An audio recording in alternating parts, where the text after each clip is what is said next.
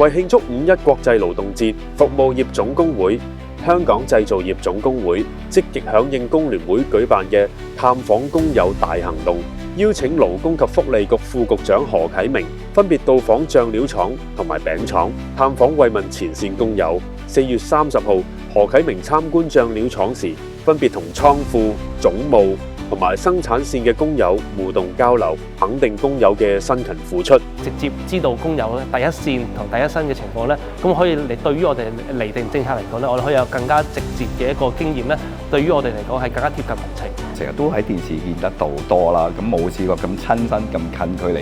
可以同官員咁樣溝通，咁同埋我覺得啊，原來好有呢個親民。我都想出年政府官員嚟慰問我哋啲工人。每個行業嘅困難都唔同，咁局長去到前線咧就可以深入了解到，咁喺制定勞工政策嗰方面咧就可以有更加大嘅幫助嘅。去探訪工友，令到工友得到我哋一個關心同埋慰問。等到佢哋喺個社會同埋工作上咧，得到一個工作嘅肯定。參觀咧都仲有工業旅遊嘅元素啦，咁希望咧其他嘅廠房咧都可以借鑑，從而咧令到我哋咧香港可以有更多嘅旅遊景點。5月1號，何啟明喺探訪餅廠工友之後表示，政府期望推動整個行業嘅發展，從而改善工人嘅待遇與薪酬。咁我哋都會同其他政策局咧繼續去研究，希望幫助佢哋成個行業發展，從而可以導致工人嗰個嘅整體工作環境同埋一個薪酬水平可以提升。咁希望政府咧喺呢方面多多俾啲資源支持嘅中小企嘅發展，支持香港品牌。